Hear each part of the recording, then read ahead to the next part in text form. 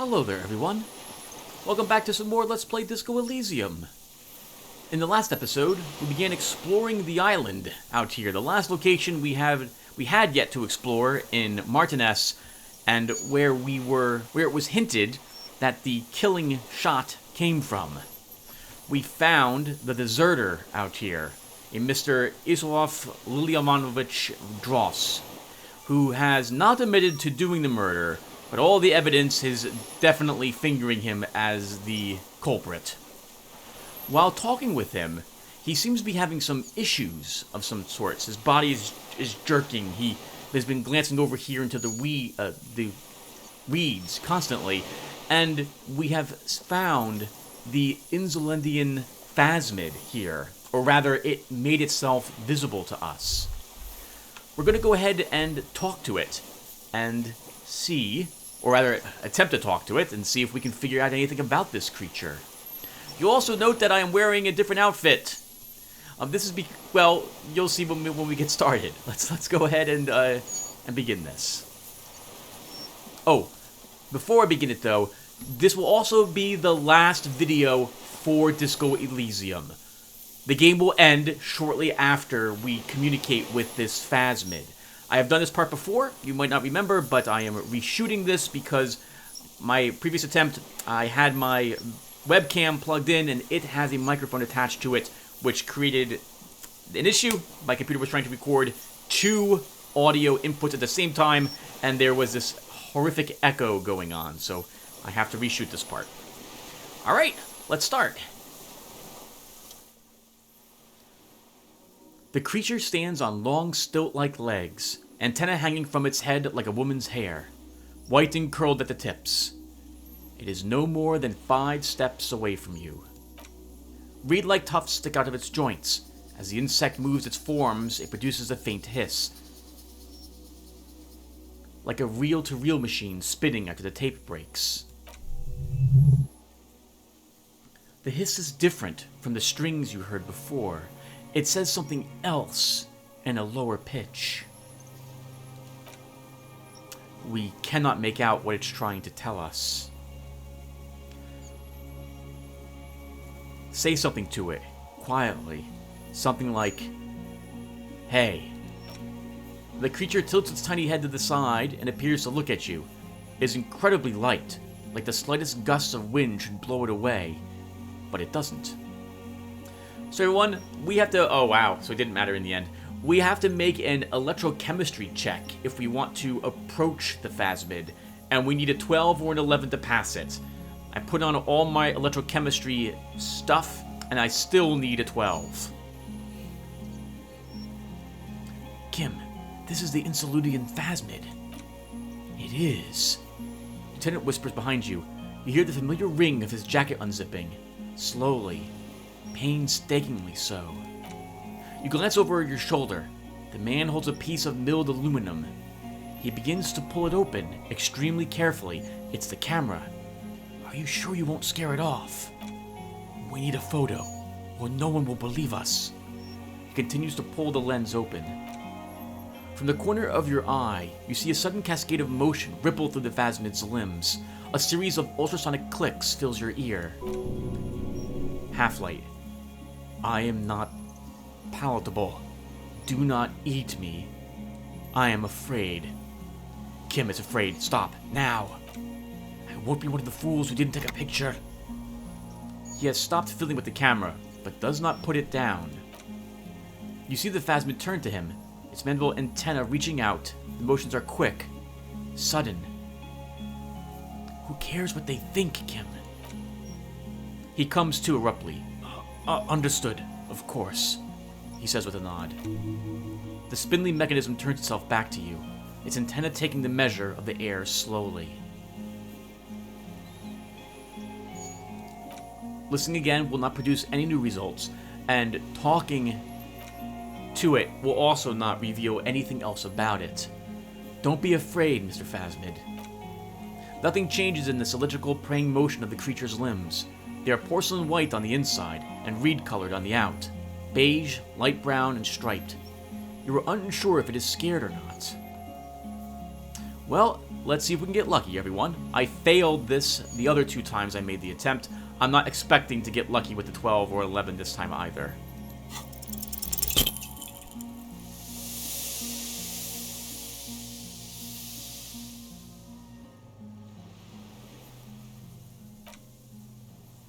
You barely get to take 1 step. The invertebrate reacts with uncanny speed, skating away across the water.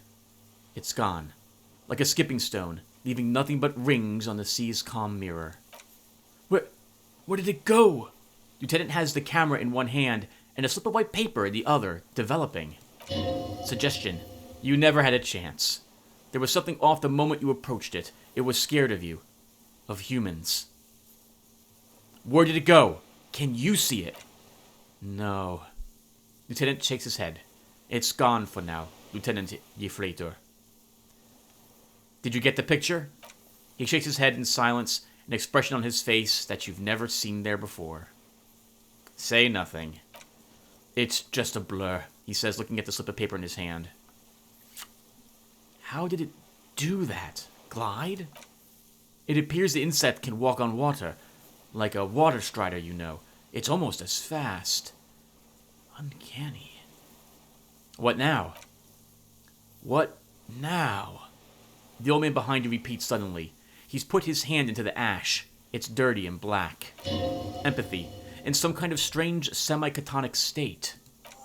Our suspect's not looking so good. We should check him over. Also, he points to the reeds. It looks like it has some kind of nest there.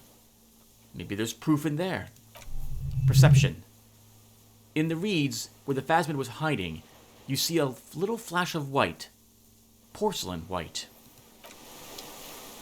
Now, having beaten the game, everyone, I have looked up some information about this check. And no, I shouldn't say. Nope, not going to say. All right, let's keep playing. So let's go ahead and put our stuff back on, my normal equipment, because I could not roll a 12. Which shouldn't surprise us. We got really lucky throughout most of this game, making as many 12s and 11s as we did. I think I'd rather have this on now. Not really to protect me, but I don't think we're going to need +1 to physical instrument any longer. We could have put that single point into electrochemistry, but we still would have needed an 11 or a 12 to pass anyway. It would not have helped us at all. So, I guess I will say this. There's a huge amount of information I believe you can get from the phasmid in regards to what is happening. It is able to communicate with you, but you have to pass it. You gotta roll a 12 if you want that. We could just reload the game over and over and over and over and over and over and over again to pass that check, but no, I don't think I will.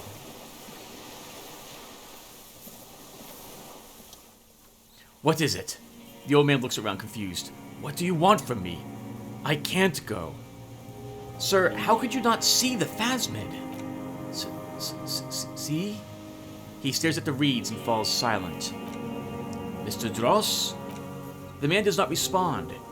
He keeps staring, black eyes glazed over and bulging from their sockets, his gape-toothed mouth shaking. Electrochemistry, like an addict of some terrible substance. Wave your hand in front of his eyes. A slight shiver passes him, followed by nothing. His hands are trembling, and he breathes slowly. He's going into some kind of psychomotor immobility. Lieutenant inspects him gently. The good news is, this solves our transportation problem, doesn't it, Mr. Dross? The trembling mouth appears to sigh. So, I believe what is happening to him is something similar that's happened to me. He's probably suffering from a what's it called again? Transient ischemic attack, or stroke. He's going to be unable to move, and probably unable to talk. Between this and the broken tire he's used for a boat, I think it's safe to leave him here, while we go and get help. It will need to be medical first, I'm afraid. What's happened to him? Old age and shock. He looks at him, then you. Yes, old age and shock. The appearance of the phasmid in conjunction with the stress of the arrest, He's spent his entire life here. For him to leave would be... He shakes his head. Hang tight, Mr. Dross. We should think about getting back to the mainland to get help. It'll be safe here if we don't take too long. Before we do that, though, let's inspect the nest.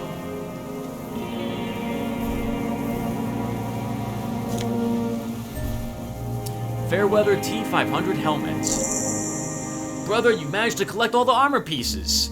Too bad it's too late for the big showdown. I'm sure I'll have use for this armor in the future. Future use for future armor. Agreed. Gear up, heavy porcelain man. It's a violent world. And we leveled again.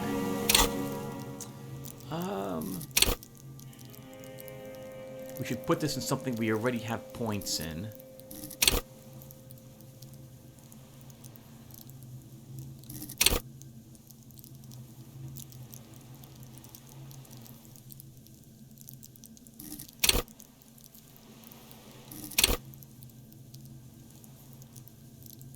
Let's put a point into authority.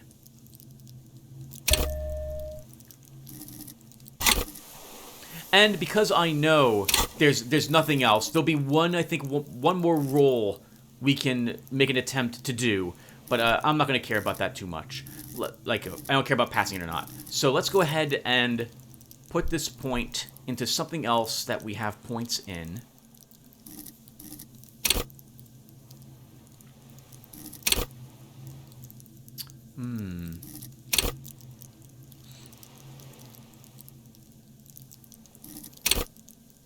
The only reason I have a point in encyclopedia is because that bonus from thought penalty. Let's put this into visual calculus. There was something else in here as well. First, let's look at the helmet. +1 half-light. Head is a battering ram. -1 suggestion. A fighter, not a lover. This monstrous-looking bug-eyed ceramic helmet was in the phasmid's nest. It still has some reeds sticking out of it, and it smells of seawater. But it's otherwise wearable, if not exactly comfortable. Putting it on feels scary somehow. It does indeed look like an insect helmet, a face.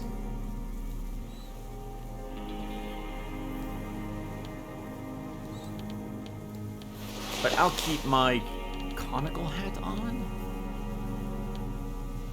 Or maybe my fallen hat. What am I wearing for classes, by the way? +1 logic.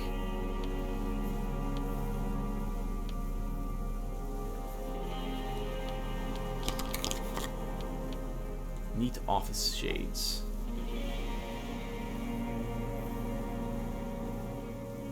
Okay, well, what were these, I guess? No particular reason. I just want myself looking as cool as I think I can look before the end.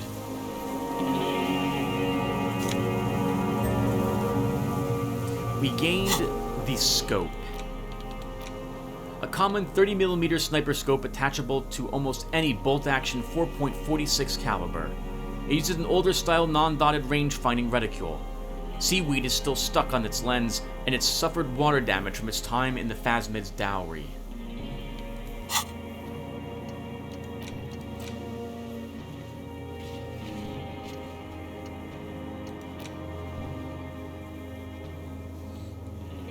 So, extra confession from the deserter, which we can't do because he can no longer actually speak to us. We will not be able to get him to get a confession. So let's just go back to the mainland. To my knowledge, that phasmid test is actually extremely important that you pass it. So, if you want a bunch of information about what actually happened to be told to you. It's something that I'm not going to tell you guys, though, because I'll wrap it up into the review of the game I will add to the very end of this. I have finally come up with a review system for the games that I play, after many hours of thinking about it and testing it on various games that I have played. And I think it will be adequate to use it when I'm done to talk about this game. And I will add that after the credits roll. When the credits roll, by the way, they will be extremely loud, so I will not be talking during them. But there will be a link down in the comments section that you can click on if you want to skip the credits and go to my talk about what I thought about Disco Elysium.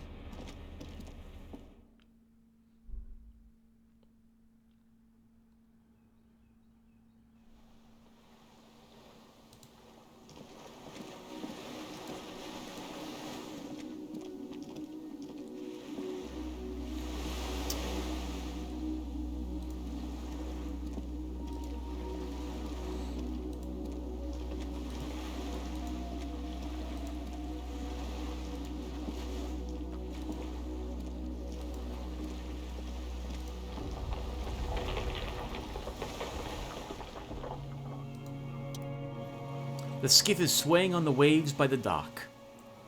Let's return to the mainland. I actually had a shivers check here last time. I think by not wearing my shirt, it didn't happen. Let me see if I can trigger it. It was oddly appropriate for our ending. It's actually really helpful having done this before to know when certain things come up and possibly what checks and or numbers you need to pass certain checks. No, still not enough. Maybe I put one of those levels into shivers last time. Have anything else that can give me shivers? Your shirt is already giving you shivers, Tim. It's -1.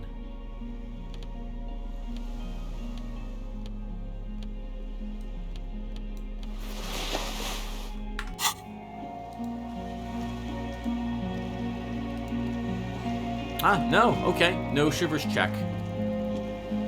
Aw, that's a shame. Okay. Oh well. Let's head on down.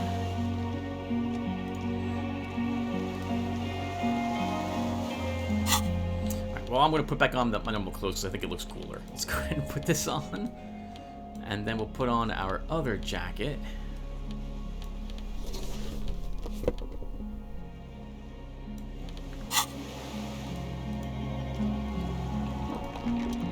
Okay, let's return to the mainland. We're done here, he says, adjusting his glasses as he looks out over the water. The skiff rocks gently under your weight as you get in. The ride back, like 20 seconds of it, is uneventful and quiet. But for the sound of conversation on the water, there is someone inland waiting for you. Split the corpse. 2 men and a woman stand on the concrete square of a nameless village, looking at a small yellow boat as it draws near. The sea is calm. You reach the jetty and climb out of the skiff.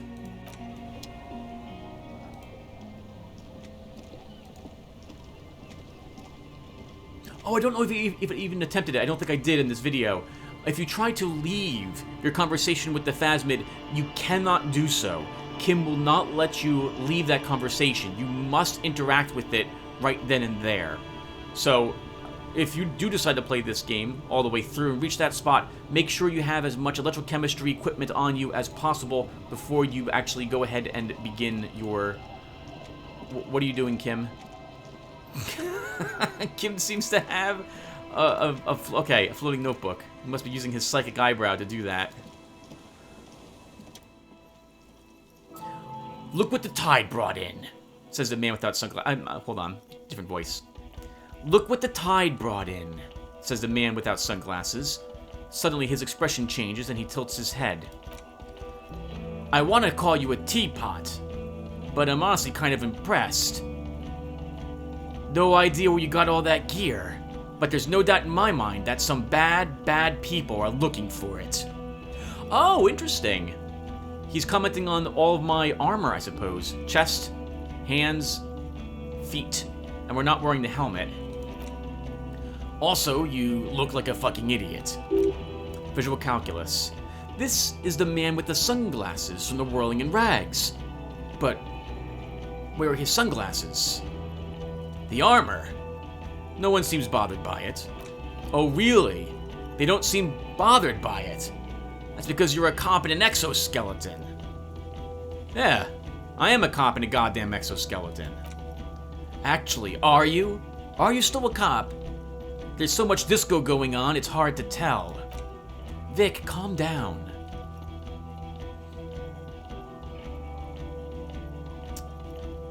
Who are you people?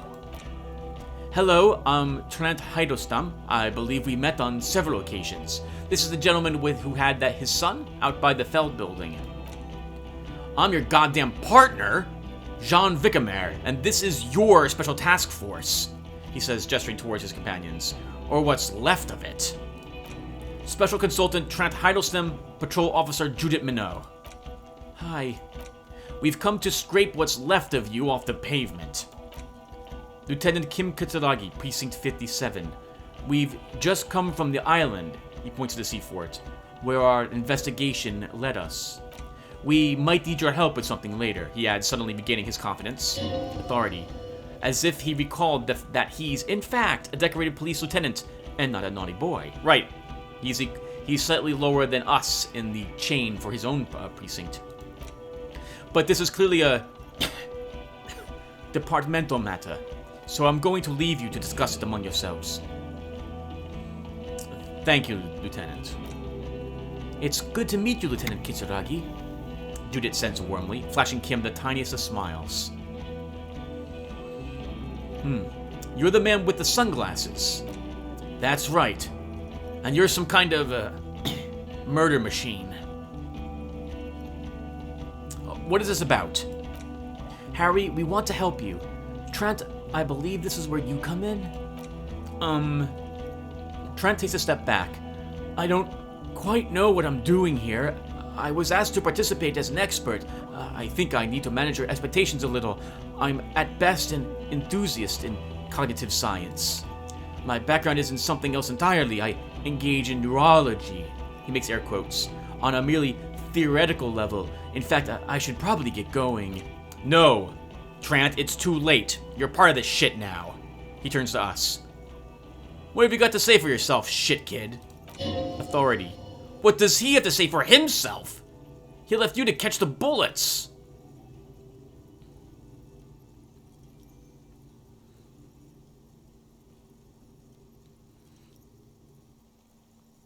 Alright, so we can say, how did you know I was here?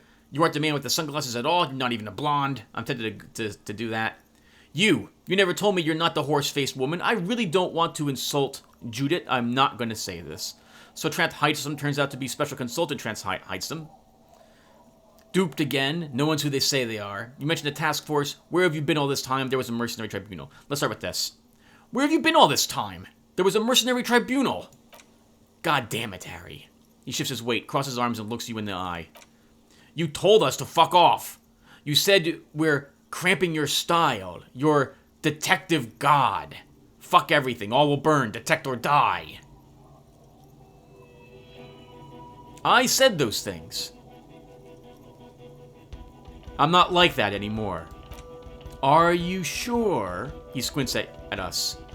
So you haven't been telling everyone what a boring cop you are, and that you should kill yourself? People say you've been out of your mind. I asked around. Nope. We're superstar cop and sorry cop, not boring cop. These two tie. I'm willing to accept that. I want to accept that. How'd you know I was here? The cafeteria manager you fucked over told us where you went. I saved his establishment and he still betrays me? Strange. He didn't mention that. In fact, the establishment didn't look saved at all. There was a giant aerograffito in front of the building, mixed with blood. No, it was this one junior delinquent. I don't know. It had shit kid written all over it. So you're not the man with the sunglasses at all? You're not even blonde. Guilty as charged. He changes a look with the special consultant. I heard you lost your mind and your memory. I wanted to see if it was true. And it was. Good work, Harry. You're insane now. There's one less person for me and everyone else to rely on.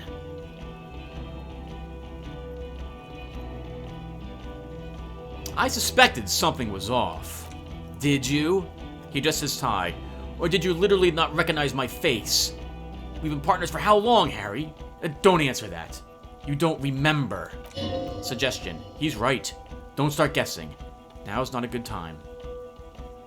So, Trant Heidelstrem turns out to be Special Consultant Trant Heidelstrem.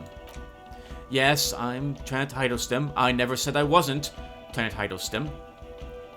So what are you special consulting here? What indeed?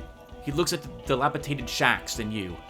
I was asked to share my take on some of the more obscure theories developed in Koenigstein in the 30s, like partial psychotraumatic amnesia, group personality theory. Oh, so this would be us forgetting. Group personality theory would be the fact that we have all of these communicating to us all the time. He's here to see if you're insane. He's smart. Let's move on. You mentioned a task force? Yeah, Major Crimes Unit under Lieutenant DuBois and Vicamar. Ring any bells? No. Who else is in this? Refresh your memory, huh? It's a goddamn Major Crimes Unit. There's you, me, Jude, Trant fucking Heidelstrom, and Gulamine Bevy. He stares at you. I'm technically just a civilian advisor. Fuck you! You're a part of the shit show, Trant. Yeah, who's Gulamine Bevy? Oh, that's an interesting story, actually. Jean is not smiling. Gulamine Bevy is a police reporter who joined our team. He was really good. Then he left, because he lost faith in your ability to lead the unit. Other people have left too. Good, smart people. People we won't get back. Only me and this really patient patrol officer are still here, and Trant, because I'm forcing him to stay. Logic. Is this Gulamine Bevy blonde and partial to sunglasses? Is this Gulamine Bevy blonde with sunglasses? Like you were... See? There! He wags his finger at you. He's getting it. I was impersonating him. Look at me. I'm G. Bevy. It was going to be funny. But then you really did have brain damage. So not so much anymore. Empathy. He sincerely thought it was going to be amusing. For both of you. So they... So they showed up thinking I hadn't lost my memory and maybe coming here to really help me. And were taken back by my condition. Severely so. So much so, I guess, that they left. I guess they didn't know what to do.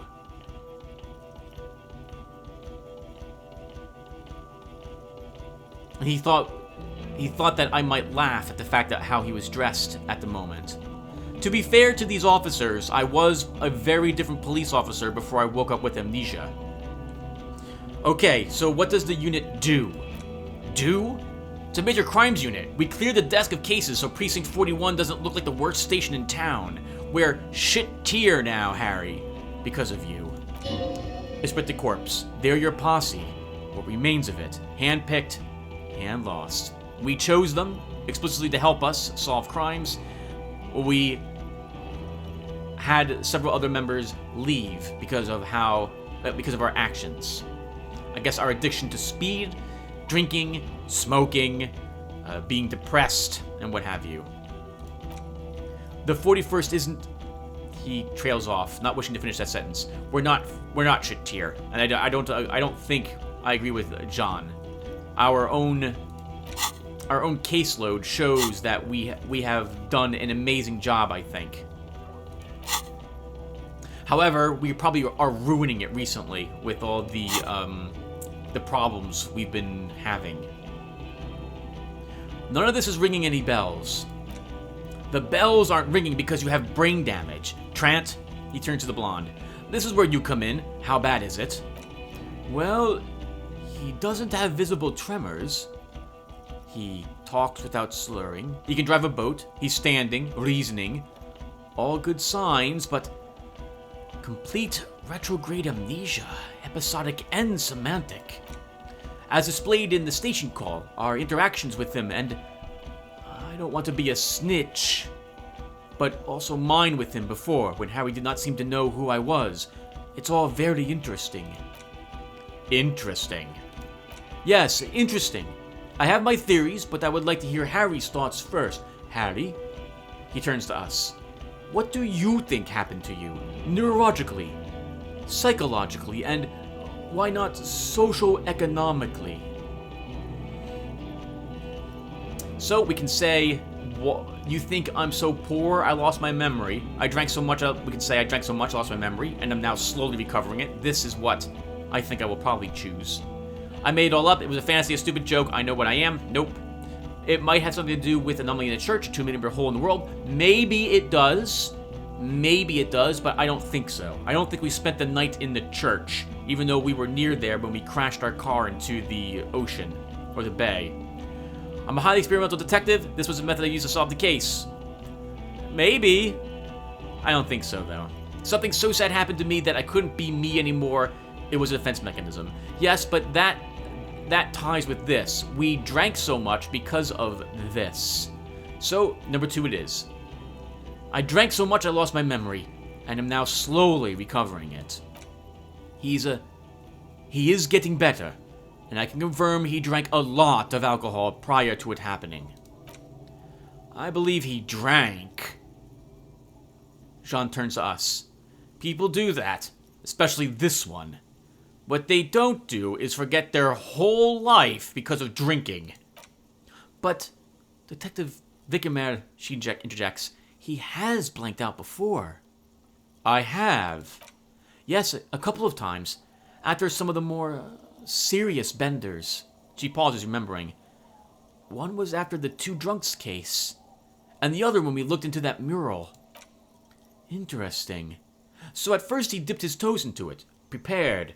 That's where he would have gotten the idea.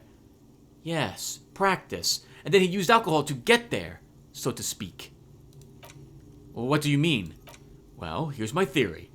What if this is an absolutely normal reaction to the world we're living in? What if this is not a significant anomaly at all, something to be explained approaches a defect? Look at the sensory input here. He gestures towards the scenery. Look at the ruins, the neon, listen to the radio and the multitudes, the people. Live here for 40 years. As a police detective. He's like a magnetic reader on the world tape. To borrow a known metaphor, Harry's been pushed flat against it. Total input. Hardwired to the free market, he nods confidently. He just needed for it to end. Okay, Trant, thank you. That's absolutely meaningless. I'm glad we brought you. Will he or will he not be able to work in the major crimes unit? Is he a Cretan now? I want to know that. He is not a Cretan, and he is able to work. If not in his previous leadership role, then as a line detective. Authority. Leadership. Now. I'm ready to lead again. No one even mentioned that. Jean looks at us, then at Trant. I misphrased my question. It should have been, is he able to put his clothes on and use the potty, or do we need to get him on disability pension? Physical instrument. They can keep that pension. You're rock solid. You can put your clothes on hard. What now? Now, nothing. We're just going to stand here. Really? No. Now we can discuss that. He points to the water. What the fuck did you do to our motor carriage? Why is it there? Harry. I thought the killer would be underwater. He wasn't. Underwater killer. So funny, Harry. Thank you for fucking me. Thank you for destroying 45,000 real of police property that's coming out of my payslip. You know that, right? You're gonna get fired, and I'm gonna pay till I die. It doesn't matter. Your badge, Harry. Show me your badge. I've got it right here. In a rush to demonstrate your badge, your eager fingers can't sustain a grip on the smooth plastic, and the badge slips out of your hand. Catch it! Not today, badge. Behold, my badge. The man is unimpressed by the piece of plastic in your hand. And your gun? Authority, here we go again. Lost gun, trying to terrorize you. I have a new gun now. Present Ruby's gun. I don't care if you have a new gun. I only care about your old gun, your official sidearm. You lost it, didn't you? This is a great gun. Maybe it's not some kind of flashy sidearm, but still. I don't care. Where is the gun the RCM gave you to kill people with? Where is that one? I don't have that. I don't have the sidearm. We refuse to work for Everart. I knew it. I told you we wouldn't have it. This isn't cause for celebration. It's bad. I would say it's very bad, yes. He turns to us. You're drunk like an asshole, Harry. Please put the stolen firearm away before you kill someone. It's not stolen, and I'm not drunk. I haven't started drinking again. So you forgot to drink? I don't buy it. Why do you smell like a corpse, then? He's wounded. He looks at you. It's been a long week, and he's handled an actual corpse. None of this matters. My odor situation? It's meaningless compared to what I've discovered. What have you discovered? You let the suspect escape, a certain Klagier, because you were too drunk to assess her flight risk. We've read the reports, Harry. Lieutenant Kisaragi's... We know.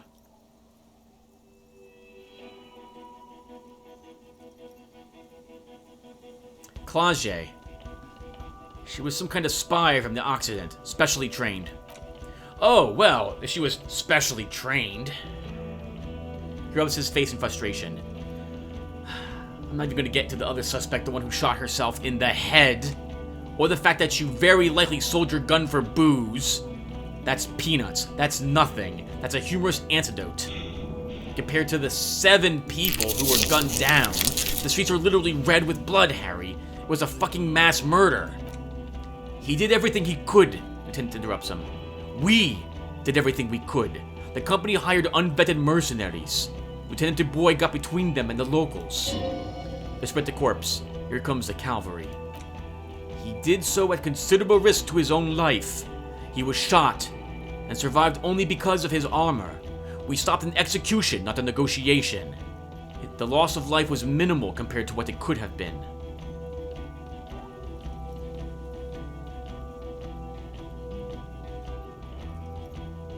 I also solved... What, did we solve the case? We didn't get a confession of him, but I'm pretty sure this was the gun that did it, and I'm pretty sure the guy out there was the guy who did murder him. But, without having been able to talk with the Phasmid, we will not actually get that information. I also solved the case. It's solved. All of it. Detective, it's better if I do that, he says in a lowered voice. Thank you for the input, Lieutenant Kisaragi. I didn't mean to suggest you didn't handle the situation. He thinks of apologizing, but decides against it. He brushes a stray strand of hair out of his eye and coughs. You spent the week with them on this case. What is your take? Let's see how we did. On the case. On Lieutenant Yefreitor Dubois. Well...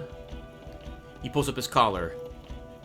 The drinking, the gun losing, and also losing the badge. That's all true. Although he has not been drinking on the job this week. See? 1 week. Then there's the boarding cop issue. Despite all the obvious and almost grotesque mannerisms and satirical choices, he still insists he isn't characteristic enough. It's odd. Especially in light of his political views. Detective Dubois is, as you may know, a hustler. He pinches his nose, root of his nose. Grinds. He makes the real. He's a visionary and a money engineer, which is just... He shakes his head. What's wrong with being a conservative or libertarian? Come on now. I guess everyone here is more to the left. And then there's the motor carriage in the sea. And the constant smoking everywhere. We'd smoked twice, Kim. Once with you on the balcony, and once to get a +1 to intelligence check so I could see how that worked, and I hated it afterwards, and I decided not to ever smoke again. It's not worth a hit point of damage. But despite all this, he's a great detective. One of the best I've seen, in fact. He can talk human beings into telling him everything, and he doesn't stop. In all the time I've spent with him, he has not once stopped pursuing leads. However far-fetched and tangential, he is tireless, madly driven. Well, except the one time when he stopped to sing karaoke, which, by the way, I have to disagree with you, Mr. Wegemer, was a valiant effort. He really sang his heart out. Okay, he did something. Other than that one time, he has tirelessly worked on the case. And he solved it. We have a confession, a murder weapon, and the perpetrator. Locked on the island right now, awaiting transportation. We actually do not have the confession, but whatever. He apprehended a straggler who stayed hidden for 50 years, ever since the revolution, who's probably committed other murders over those years. Oh, and he discovered a new species. A new species? A colossal stick insect, 3 meters tall. It on the island, camouflaged as the reeds, it unfolded from them. I did not, unfortunately, get the photo, but I believe it may have been the Insolutian Phasmid. I know this sounds fantastic, but I'm a 4-times decorated lieutenant of the RCM. I do not make up encounters with cryptids to spice up my day. I am very, very sane. So I am really confused about this. I'm still was confused about this the first time that I did this part. I thought the cryptids were just something some people were interested in, but apparently this is like something everyone is super interested in the entire world, because we're about to get like a 5-minute conversation about this cryptid. I don't doubt you, Lieutenant. If you say it was the Insolutian Phasmid, then it was the Insolutian Phasmid.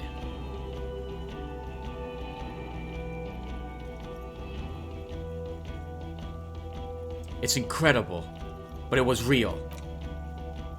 Lieutenant, is it the found somehow connected to the case? The killer did not seem to be aware of the Phasmid's presence, exhibiting a strange, atypical dementia. He fell into a stupor after its appearance and became near catatonic. So, again, we failed to actually make contact with the Phasmid, and so we lost a big chunk of what actually happened in the story. So, we're gonna, and all these answers hint heavily towards that the Phasmid is connected, and it is. But we weren't able to make to pass that. We weren't able to roll a 12. It's probably not connected per se, but the perpetrator knew of its existence. So it is connected. We could order a search. I could get people from Epsis on the island, entomologists, doctors. There must be signs of it in the reeds. If we found the Insolutian Phasmid, well, that would be absolutely exceptional. The PR value alone.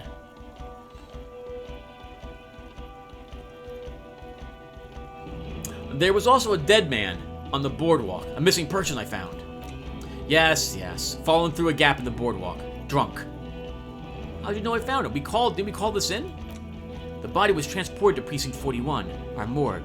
I had Tilbrook and Mullins take care of the funeral arrangements and family stuff. You're not the only cop in the world, Harry. This all comes back to us. Still, good work on the missing person, Detective. It's still a point for you, no denying it.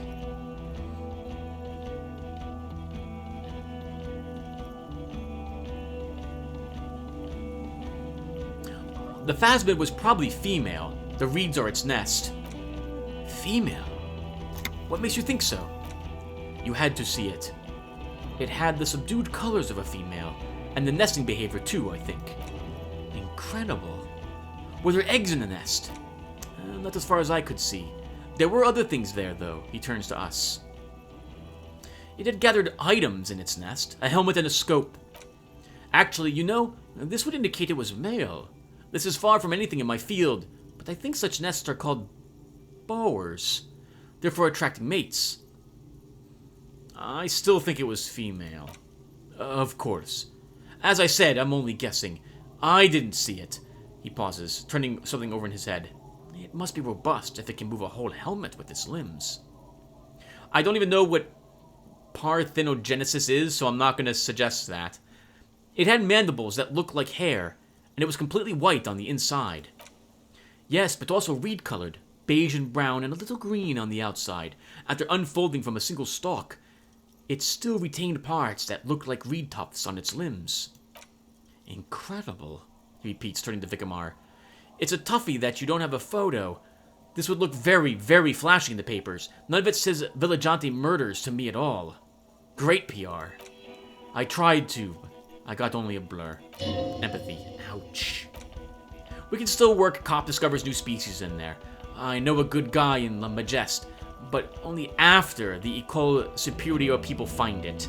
This cannot be done by fringe people. It needs to be the white coats and glassware for this fly. We need professionals. He looks at the reeds. Shivers. In the mist-colored distance over the water, nothing moves. No trace of it. Suggestion. You're doing good here. Perhaps only for a moment, but still. Authority. Quit while you're ahead, or No. Nope, I agree. We quit while we're ahead. Not gonna care about the nightclub, so we're not gonna mention that. Although we could, this might let us mention the Pale. A strong motive? No, we're not doing that. And they won't care about the Doom commercial area. Oh, maybe... No, I think we'll stop. One of these might bring up the Pale with him, but I didn't select any of these when I had talked to these guys in the other recording. I'm not going to mention these either now. So what do you say? Want to take this hot shit back? Point to ourselves. I don't want to. But you discovered a new species and solved the murder. He shrugs. So I have to. Jude. A quick nod. Anything that ends the trial is okay with me. This trial. It's with the corpse. You haven't been drinking, she thinks. So maybe this time. Agreed. The public relations potential of this is too valuable to let go. Okay. We have vehicles in the square, and the perpetrator needs to be taken into custody. Let's go. Wait. I have a few questions before we go about who I am. The man looks westward impatiently, jiggling his car keys in his pockets.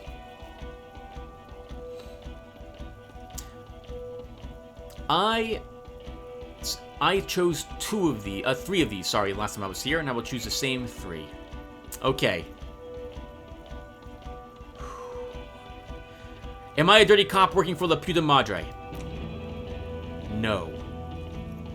Okay then. Good enough for me. Talks concluded? Shelter yourself for warmth. The Phasmid. I need to tell Lena about this ASAP. Who is Lena? Encyclopedia. She lives at 113 Tabernacle Road in Jamrock, remember? A cryptozoologist. She lives in Jamrock on Tabernacle Road. She told me about this Phasmid. Tabernacle? It's on the way over, near where you live, on Perdition. She looks at Vecamir. Fine, if we're gonna drop you off anyway. Kim. She and her husband were conducting the search for the Phasmid. It's their discovery, in part. They should know as soon as possible, even if we didn't get a photo. Suggestion. She's gonna be over the moon. Endurance. Watch out, or she'll faint. Lieutenant Kisaragi, what will you do now? Well, first I will go back to my station and write the most detailed report anyone has ever seen. It will have to be good to cover all this. Then I will have a serious talk with my captain. About what? He pulls up his collar and looks around, the cold spring light reflected in the lenses of his glasses. Detective, we just stopped a small-scale war. Something is happening to Revachol. I don't know what yet, but it's going to be a hard spring for the RCM. We need to get ready, infiltrate, investigate. Shivers. Distant traffic. A scrap of newspaper drifts by, carried by the wind. Want to do that at Station 41? Talk to Captain Price? I'd rather not ruffle the feathers of two captains with my doom-mongering. No, I meant investigate. Come work in Precinct 41, Kim. I could use another in my special team here. Work with Price. A crooked smile quivers on his lips. I'm flattered, but I don't know if Esprit de Corpse would fit in. Am crazy enough. Can take the stress. He doesn't know how to finish the sentence. Jean Ficamir. Flattered. You're Lieutenant Kisaragi. We would be flattered, if you even considered. The man turns very serious all of a sudden. I would have to tie things up in GRIH first. But, I mean, whatever is coming, Shamrock will be more central to it than the harbor. And we'll also have a huge caseload, Lieutenant, Judith says with a smile. Piles that we need to get back to, mountains even. I do like the sound of that. He returns her smile. I'm ready to go, Jean. Good, Judith says as she looks at us, then Vicamar. Fuck it, let's go. And then points on the street. Tramp brought his motor carriage. It's a 20-minute drive to Jamrock. Shivers. Under the noonday sky, the great district hums. A chessboard of wooden houses, 80,000 living souls in the chimney stacks. Fire traps as far as the eye can see. from Main Street to Precinct 41 to Boogie Street forking in the snow-swept horizon. You close your eyes and hear the dogs bark.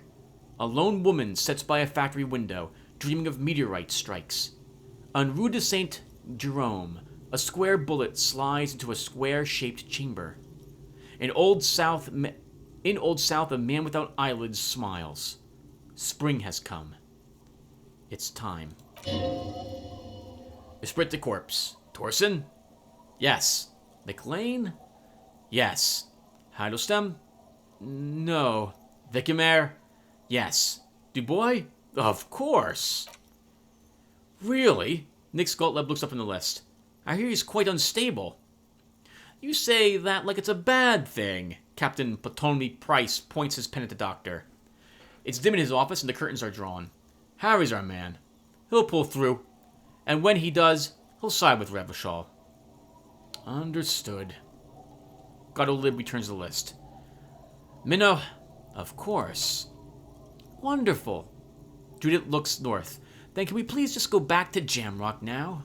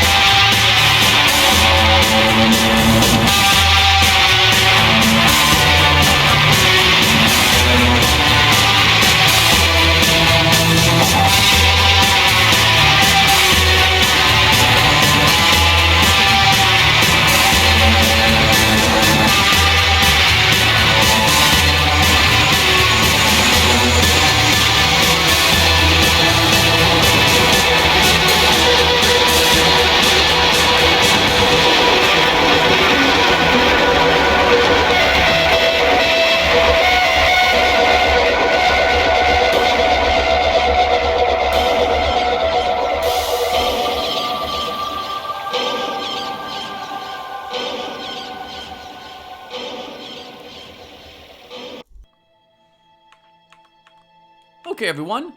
The credits have rolled, and now it's time to talk about Disco Elysium a little bit. I prefer never giving a review on a game until I've actually managed to complete it. This makes it difficult because probably a lot of people want me to play a game when it first comes out. You know, join the bandwagon of all the YouTubers playing popular games or games that have that have just come out and have good positive reviews, but I feel it's important to play the game to completion on the off chance that something twists or turns during the gameplay that ruins it later on, or something that will reveal itself that makes it more enjoyable as you play. So I finally also put together a rating system that I think I'm content with, and I'll have it down in the comments section, pinned, as well as that link you could have used to skip the credits, for you guys. You can see how I'm going to go about doing this. Now, this is my first time going to attempt to review a game of this sort, and we're going to stop and take a look or listen to the various things in the game as well, and expect it to be a bit rough around the edges, but I'll still try my best.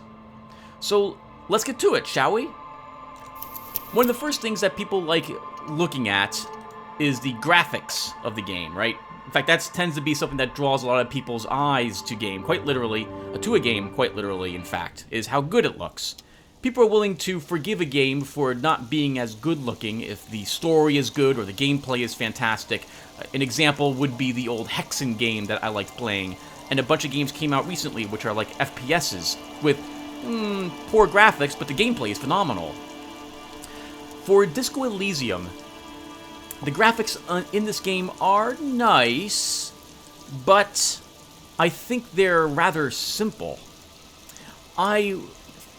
I'll talk about the gameplay later, because I'll get distracted by how I wanted this game to play. But these portraits here, I like the portraits very much. The models themselves, though, are just, I don't know, they're kind of bland to me. Muddied. Smudged, in a way. They don't really get the detail of what we see down here for the portraits. And that includes people's faces and or images when we click on items in our inventory or we talk to other people. Be careful out there. Sea's calm as death, but still, there's ruins underwater. You can scrape the paint or worse. Like, I like the look of her jaw. The earrings are nicely detailed here. The raincoat she's wearing, her one collar, which is above the raincoat, that's pretty nice. I like the look of that. As opposed to this model, which looks like a model I would normally be painting, as it were, rather than something someone put together with graphical tools.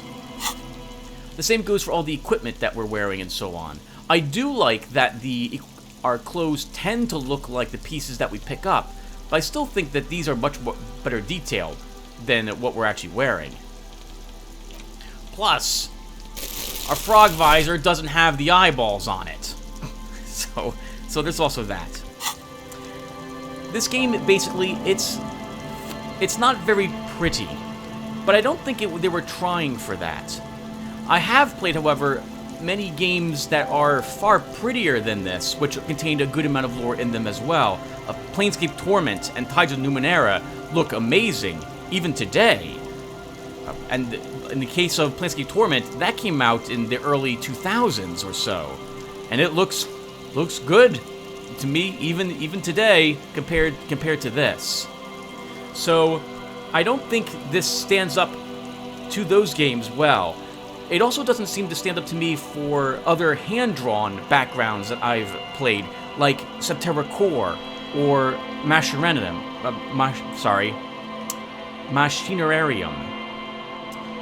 The graphics aren't terrible, but I kind of wish they had done portraits instead and a clickable backdrop, similarly to those to Machinarium or the like, rather than having you walk through a three-dimensional area like this. So, graphically, on a scale of 0 to 3, I give the game a 1. It's enough, you can tell what's going on, but it doesn't stand out. I can't think of anything graphically in the game itself that really draws my eyes to it, with the exception of these portraits here. Or the portraits that we use for our equipment or the people. Next, sound, or sound effects. What it's like when we talk to different people. How good the voice acting is, and how loud the different sound effects are. Our tenant, the policeman. I hope the waves don't keep you up at night. What can I help you with? Some of the people that we talk to, the voice acting is rather well done. Kim Kitsuragi, the washerwoman, I liked Measurehead as well, and Gart back in the Whirling in Rags. Some others, though, I did not like as much. The Limbrick system, the lizard brain that we talked to. Sometimes the voice actors sound like they're being recorded in some sort of metal box or room as well, which really detracts from the experience and is a bit laughable. What is it? What do you want from me? I can't go. This guy sounds like he's making his voice sound rough, like I'm trying to do it. For example, not the best in the world, as it were. Sometimes the sound effects are well done. Other times they are extremely loud or last for a little too long. I would say that overall, I wasn't very happy with the voiceovers, and not all of the text for these people is also voiced. Not that I would really, I guess, expect that to happen, but the fact that some of their lines are, some of them aren't, was a bit jarring. I kind of wish none of them were actually voiced, and that it still you just read what was there, rather than you having to listen to them talk. I didn't even remember to put back on the voice volume for the characters here at the end, what we just watched. I completely forgot that I had disabled it, due to my walking into one of the dream sequences and absolutely hating the voice of the Limbrick system and the ancient, or old reptilian brain. So, although I was tempted to give the sound in this game a 0, just because I found it to be rather poorly done, I was also tempted to give the graphics a 2, because they really tried to make this work. So instead, I'll give the sound a 1, on a scale of 1 to 2. I'm sorry, of 0 to 2. For the music itself, the music's okay. The music is something different that I rate, by the way, separately from the sound system. Oops, wrong one to look. Overall, for the music is not bad. Nothing is horrifically beeps and boops, and the game does have music in it. And the music is well done, I think. There's no soundtrack, though, that I'm going to go and download for this game. Maybe it's just me, but I don't really feel the need or urge to listen to any of the music in this game. Just not interested in it. It's not that it's bad, it's that, I don't know, I guess it's not my style, or I didn't find anything catchy enough.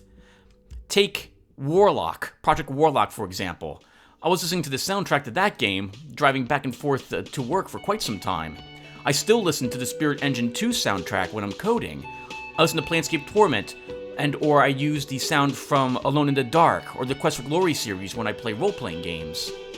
This stuff, while it's nice and thematic, isn't something that I'm going to seek out and play it in my off time. They're just, I don't know, nothing really caught my attention. So, on a scale of 0 to 2, I give the music a 1. It's decent, but it didn't grab me the way that other games' music has. Next, the story of the game. A rating of 0 to 3 for me. I'm a bit torn on this. The world building and lore of this world is amazing, and I really enjoyed immersing myself in it. Now that I've beaten the game, the detective story I dislike, and I found it to be lazy. It's a Scooby-Doo detective story. You're not going to know who's done it until it's revealed to you. I don't like that, and I wish that the game had focused more on even more on the lore, and/or had some way for you to detect who was actually doing this.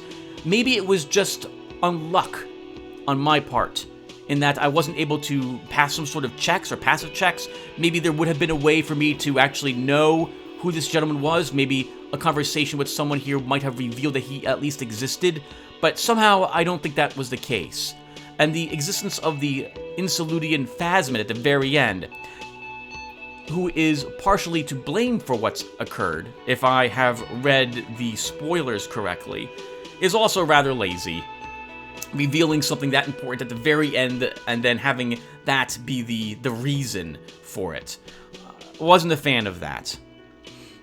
I also really disliked the dream sequences. In particular, the final one, which I did not even bother recording, as it robbed me of my character's agency. That's happened a few times in the game, like when we used a racist call to Kim, calling him the what was it? The yellow something kicker or licker, if I recall correctly. I don't know why our character would have done that. No clue whatsoever. I thought that this game, you were going to be able to play a detective the way you wanted. Instead, you're playing a very particular detective who wants to lean a certain way and say certain things, and sometimes you cannot stop him from doing that. There was also the roll at the very end against the Elysium, I can't pronounce it now, against the Phasmid itself, where we failed to roll a 12, and we missed a good amount of lore about why the deserter did what he did. So, the game's story strikes me as being more of a campaign setting than a detective novel. There was a huge amount of effort put into this campaign setting, though, and I enjoyed it immensely. Overall, I think I really enjoyed the lore and the history of this world, of Martinez and Revachol, and I liked uncovering it all. I don't think I can give this game a 3 on its story, because we were unable to put together the details about the detectiveness of the game, and I really, really hated every single dream sequence I was in. So I give the game a 2 out of a 0 to 3 for the story. Very good. A very good story, and I really loved this. I wish it was a campaign setting, similar to Rifts I was reading about, or Planescape, or Spelljammer, or something of the sort. An idea that then you could use for a role-playing session. For the gameplay itself, the gameplay's okay. For the most part, it's reading and walking, with the occasional die roll. There are stats for you to manage, so you get to have the numbers go up, and you're interested in gaining experience points, with thoughts to help you out. But it doesn't really feel like much of a game, if I'm going to be honest. It felt more like I was playing a choose-your-own-adventure book, or one of the old role-playing books I possess, like Way of the Tiger, or Lone Wolf, or Greystar, Middle-earth Quest, Fablelands, any game of that sort which has some die rolling, choices for you to make, and the game might not end if you fail some of those choices. I did really enjoy that the game, in fact, doesn't end all the time when you fail a roll. That I did like. I also liked that the game was willing to let you go in certain directions to play your character a certain way, though within limits. This wasn't Planescape Torment, where I think I can't sell Kim into slavery, and I'm not allowed to, or at least I don't think I'm allowed to, insult him greatly here. And I wasn't able to be more mean with Kim present, at least when talking to people. But I think that's not necessarily a bad thing. But again, this wasn't Planescape Torment with the amount of freedom that I had to do certain things, or Knights of the Old Republic, where you could choose to be evil and you could really do some evil things in those games. And again, for the gameplay wise, I feel this entire game would have been better as a graphic novel.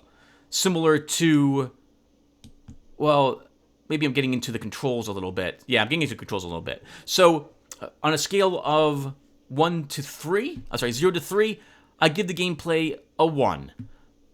There is gameplay here. You get to manage stats and what have you, but I feel this would have been a better book to read rather than a game to play. But still, it's decent enough. It doesn't get a 0. A 0 on my scales mean it failed, whatever it was trying to do. With some exceptions. You want a 0 in grindy or bugs, for example. For the GUI and the controls of the game. Now, I've hinted a little. I'm just going to load, one at random. We'll load this one. I wish the game was a different game altogether, and I hinted at this already with the graphics. Instead of having to walk everywhere, or jog everywhere, or what have you... Oh, the Phasmid's gone, okay. I kind of wish that it was just a backdrop. Again, similar to like a graphic novel, where there's something you can click on, but then when you enter conversation, you have your character's big portrait over here on the left, maybe with Kim's next to him, and you're the person you're talking to showing up on the right. I haven't played very many graphic novels, though, so in fact, I don't think I've played any of these anime ones or the dating sims or what have you. I can't think of one off the top of my head that looks like this, with the exception of the old Quest for Glories, where you would see someone's portrait in the upper right-hand corner of the person you were talking to, and I like that sort of thing. I think this game would have benefited from that. An example is when we walk up and talk to this guy. Minions of Capital. What do you want? I kind of wish that his entire graphic had been here, sitting on a log, rather than just his face, and then we would have ours over here on the left instead. And it would play like Myst, or Dragon Lore, or something of the sort, so that you wouldn't have to walk to different places. You would click on some place, and it might bring you there, but you would get a different backdrop on the screen. Oh, Avery Attorney, or Botanacula, would be another one, I think, of those games. I found the clothes to be an interesting mechanic, but somewhat frustrating to use. If I want to pass a check, and I know I have perception clothes in my inventory, I'll go and I'll hover over all of them to see which one of these, like, what are the clothes again that give me perception, and which are the ones that take away perception because I don't want to wear the minus perception, but I do want to wear the positive perception, and it doesn't tell me over here, and there's no way to sort them. So that's kind of frustrating, if I'm going to be honest.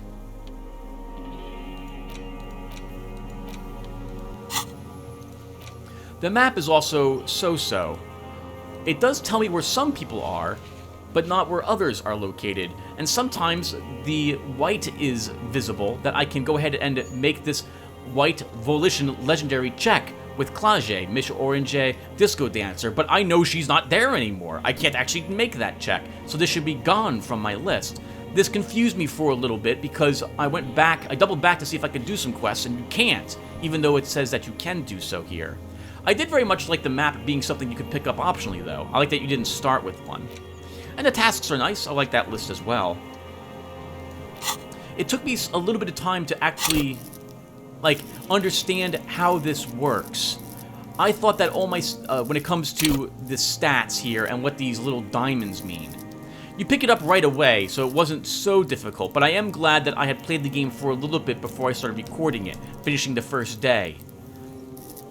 I had thought originally that these numbers were just where you put your stats, but they didn't help, they only increased your maximums, and they didn't give you those stats as you see down here. I think the game could benefit from a little better tutorial in it. This is more of a gameplay thing, but for our health and morale, I didn't really find us struggling with this very much.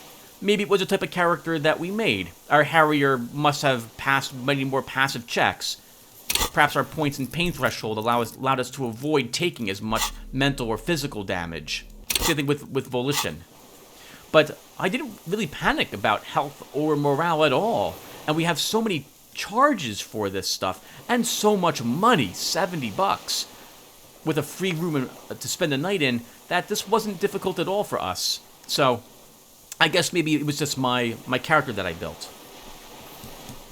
But these mattered a good deal more in the beginning of the game than they did past the halfway point. Once we were able to leave the city and come out here to the beach areas, the game got pretty simple. Or rather, simple is the wrong term to say. I was less concerned about dying to health or sanity loss. Rather, I was concerned more about some sort of instant death situation, with the exception being Ruby in the Feld building. So overall, for the GUI stuff, I think I give it 0 to 2, I believe. I give it a 1. It gives you enough. It's fun to put your points in things, and things are easy enough to figure out. But I do wish the game had been it was a different way for me to interact with the world back here, and it's somewhat clumsy. For the grind in this game, there is no grind, which is amazing. I love it when games don't have grind, or when the games hide the grind on you so you don't have to actually experience it. So, you don't get points for not being grindy, though. You just don't lose any points from my rating system. So you get a 0. Well done, Disco Elysium. No grind in your game. In fact, I like that it's kind of a negative grind, because until you make it out here, you will be panicking because you do need to manage your money well to afford staying in the Whirling in Rags. Unless, of course, there was some way to stay in the Whirling in Rags without worrying about cash. And there is. I actually believe there's a conversation you can have with Gart which allows you to stay there for free and or even have Gart pay you instead of you paying him. Any case, no grind. For bugs in the game, well, I had 2 times where the game locked, and I had to Alt F4 it. There was also the one instance when I had some tar in my bag, tar bag, and I was not allowed to spend that tar. The game would not let me get the $1.10 out of it. So I had to go and manipulate the game files to make that a thing that I could do. So the game had bugs in it. Now, I probably shouldn't talk because I released a Darkest Dungeon mod, and good lord knows I had lots of problems with that when it was finally released. I did try my best to fix all the glitches as I found them. I don't think there was any lying around by the time I was all said and done. However, well, we're rating this game, not my mod. So there were bugs in this game. I had to redo maybe about 30 minutes worth of work thanks to the crashing. It gets a -1. Sorry, Disco, but you had problems that I experienced when I played the game. To be fair to the good developers of Zaum, or however you say their name, they have been patching the game since then. So, and I have not had any crashes since the first, 20 or so videos that I recorded, but I did have them, so it still has to lose a point. In terms of game balance, I think the game is magnificently balanced. I felt like we could probably have gone through the game with a completely different Harry and seen very different things with different stats and or thoughts. We could have chosen different conversation topics. We could have been a communist or a fascist and played those roles instead. I very much like that you're given a good amount of freedom when it comes to that sort of thing in this game. And I also enjoy the different routes you can take to reach this part to basically beat the game. Because I don't think it's possible for you to make a character who is unable to win. It's not possible. You can time using health and sanity restores in order to keep yourself alive, since you have a few seconds upon reaching 0 before the game kills you. And you could have a different type of character altogether with different types of thoughts and so on, which I already mentioned. I'm beginning to babble a little bit more. I do, however, think that we got exceedingly lucky with our die rolls. Passing we got, I think, 5 to 7 12s that passed extremely difficult rolls that we would never have gotten otherwise. In a way, that's really good. It meant that we got to see a large amount of the game without having to play it again. Because, I'll be honest, I probably will not play Disco Elysium again. It is a long game, and I've seen probably most that I care to see of it. Although we can make a different type of character and get different reactions from people and read different text, the flow of the game, like any good game, like most of the games that are out there, I can only think of maybe 1 or 2 that are really super different depending upon a choice you make. But here, the game still will ebb and flow back together again. Like, it will separate to different choices that you make, but eventually, no matter what you do, you will still end up back here, for example, talking to the deserter. You will still have the tribunal to do. You will still have to get into the Union and talk to Evrart. How you go about these things will be different, but a good amount of the text and what have you will still be the same. But I'm going on another tangent. Balance-wise, I think the game is fantastic, and I give it a 2 out of 2. Well done, Disco Elysium. You've made a really well-balanced game, and anyone who plays through it even their first time and sticks with it will probably be able to beat the game. And I mean that in a nice way, not in a the game is so easy anyone can win. No, I like the character build, the idea of your character. If you hold to it, you'll get to the end of the game. I very much like that. Next, my bias. So, did I like the game? Because I play some games on my channel, and some of them I played every year. An example would be, oh crap, Occult Chronicles. Where Occult Chronicles, following this rating system, I think I gave it a 5 or a 6 out of the points it could earn. It's a terrible game. It really is. It's not a good game. But I like it, despite its problems, because of of various things that I saw the developer try, and I'm willing to forgive it its horrible, glaring problems to appreciate and enjoy the things I do like. When it comes to Disco Elysium, I really like the world they created. I found myself liking that our character had amnesia, because it gave us the excuse to find out everything about the world. The revelation of the Pale, for example, let me know that, oh, we're not in a world where magic doesn't happen. It totally could be happening, in which case this one real we get whenever we say anything that is libertarian or conservative, that can make sense. Maybe we get $1 because of some magical property that our hero has. For the lore, again, it's phenomenal. I really liked it. It's similar to Thief the Dark Project, Dishonored, or Planescape Torment. Any game that has put a ton of work into building the world that you're adventuring in, I very much like. I would be saying I would be lying if I said that I enjoyed all the writing, though, but I've already covered that. I also would be, as I just mentioned, I would be lying if I said I'm going to play this game again. I know I won't. And it's not because it's a bad game, it's just because I would rather watch someone else play it again rather than play through it myself. I just don't see myself making another Harry and going through it to see what differences there are. I'll watch someone else play the game instead. But despite all the negatives you've heard me mention as well, I liked it, and I finished it. And that's saying something, because if I didn't like the game, I would tell you, and I wouldn't finish it. Or if I found the game too grindy, for example. Or, in the case of for example, the last dream sequence, which I did not do, which still awaits me here at this bed, I would just cut it out, a good amount of the content if I didn't like it. I just slice it, come back to the parts I do like, and apologize to you guys saying, like, I'm cutting this out, it's just terrible, I don't like it. So, the game can get a 0 through 2 for me, based on my bias if I like it or not, and I think I give this a 1. I liked it. I didn't love it. I won't play it again. I didn't hate it, though I did dislike certain bits of it. So you get a point. Finally, the last thing will be an awesome ending. You get a 0 or 1 from me if the ending is amazing. There's only been a handful of games that get this point. Legacy of the Ancients, Thief the Dark Project, Thief Deadly Shadows.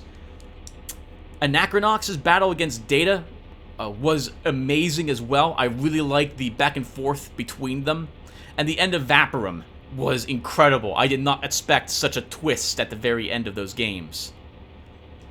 This game, I liked the ending. I liked that it ended positive for our hero. I've heard that many other people have a big problem with the ending, and I know why, having read some of the spoilers now. But my Harry was quite different than those, and I didn't drink a single bottle of alcohol, unlike I get the feeling a good amount of people who did it for the sweet, sweet experience points. So we have had a better ending. That said, I don't think it was as good as some of the other games I've mentioned. It was a disco ending, which meant the ending didn't rock. No points for awesome ending. Good, though. Good ending. I don't like giving 0.5s to a game. I won't do that. It's going to have to get a singular point for all my scores. And that, I think, ends it. So on a scale of, I think it's 0 to 22, if I actually count my thumb on the scale for my biases, Disco Elysium gets a 9. It's a wonderful world-building experience with a character you can steer in the directions that you would like, and it made it very memorable. I experienced some early game bugs that locked my game. The sound and voice acting is poor. The gameplay, I wish it was different. The Scooby-Doo detective work is disappointing. And while I don't regret playing the game, and I did enjoy reading it, and I might actually play the next one that they make, I will not probably play Disco Elysium again. Can I recommend the game, despite having a low score? I don't think I can. I can only recommend a game if it gets at least a 12, because that is probably a game I will play again at some point. Or that I found enjoyable enough that I can think of a handful of things that I could really recommend to someone else in order for them to play it. But for Disco, it's the campaign setting that is its biggest draw. And unfortunately, I don't think that's enough for most people.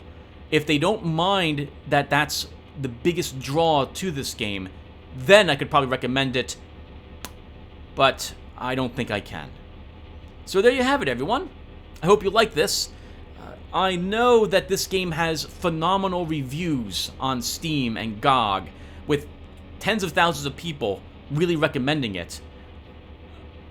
I can't, though. This might get me some hatred, and I apologize for that. Hopefully you understand where I'm coming from in this regard, though. Alright, so thank you all for watching. I hope you really enjoyed the playlist. I had a good amount of fun playing it, and I will see you all in the next game. Take care, everyone, and thanks again for watching.